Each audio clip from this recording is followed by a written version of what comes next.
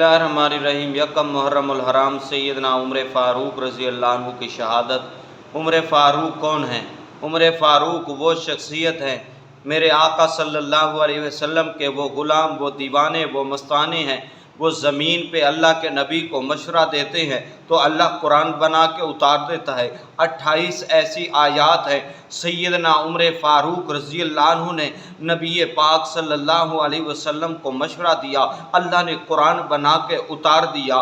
तो उनमें सबसे बड़ी आयात सैयदा तय्यबा सैयदा हज़रत आयशा सिद्दीक़ा रज़ी अल्लाह अन्हा की इफ़्फ़त व पाक दामनी वाला मशवरा है।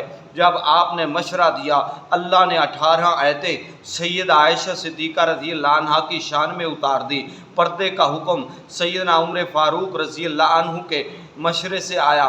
तो मेरे भाइयों, ऐसी 28 आयात हैं। हज़रत उमर फ़ारूक ज़मीन पे बोलते हैं, अल्लाह कुरान बना के उतार देता है। वो उमर फ़ारूक मेरे आका सल्लल्लाहु अलैहि वसल्लम के पास जब दो आदमी, एक मुनाफिक एक यहूदी, फ़ैसला कराने के लिए आए, ज़मीन का झगड़ा था। अल्लाह के नबी सल्लल्लाहु अलैहि वसल्लम ने यहूदी के हक़ में फ़ैसला कर दिया।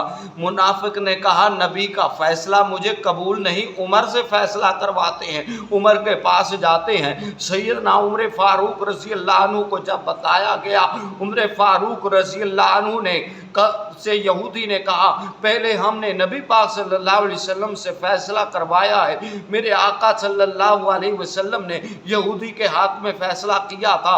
तो हज़रत उमर फ़ारूक ने जब ये सुना, उमर फ़ारूक घर में जाते हैं, तलवार उठा के लाते हैं, मुनाफिक की गर्दन उतार देते हैं। कहते हैं, जिसको नबी का फ़ैसला कबूल नहीं, उसका फ़ैसला उमर की तलवार करेगी।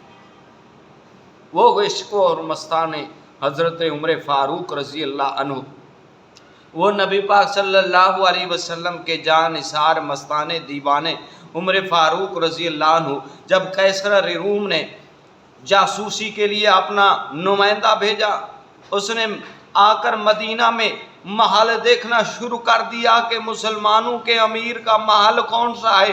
पूछता है सहाबा से, तुम्हारे बादशाह वक़्त का महल कौन सा है? उन्होंने कहा, उसका कोई महल नहीं। पूछा कहाँ है? फरमाया, जाओ फलां दरख्त के नीचे सोए पड़े हैं। जाते हैं तो सैयदना उमर फ़ारूक ईंट सर के नीचे रख के सो रही है। उसने इस हालत को देखकर उसका ईमान बेकाबू हो गया। उसने कहा, मैं भी इस्लाम लाता हूँ, लेकिन पहले मैं अपने मुल्क में जाऊँगा और उनको बताऊँगा कि उनके बादशाह की ये हालत है। मेरा जी चाहता है कि मैं उस पर कुर्बान हो जाऊँ। हज़रत उमर फ़ारूक रज़ी अल्लाह अन्हु के अदल व इंसाफ की बात करिए तो अपने रह गए, बेगाने भी उमर फ़ारूक के इंसाफ को मानते हैं और अपनाते हैं। उमर फ़ारूक रज़ी अल्लाह अन्हु ने कहा था, अगर दरियाए नील के किनारे पर प्यासा कुत्ता मर गया तो उमर से पूछोगी कल क़यामत के दिन।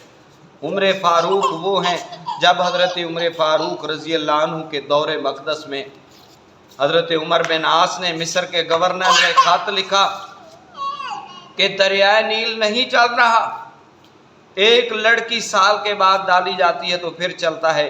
हज़रत उमर फ़ारूक ने ख़त लिखा, बिस्मिल्लाहिर्रहमानिर्रहीम लिख के कहा, अगर तू अल्लाह की मर्ज़ी से चलता है तो चल, तेरी मुझे ज़रूरत है। अगर अपनी मर्ज़ी से चलता है तो उमर को और उसकी रियाया को तेरी कोई ज़रूरत नहीं।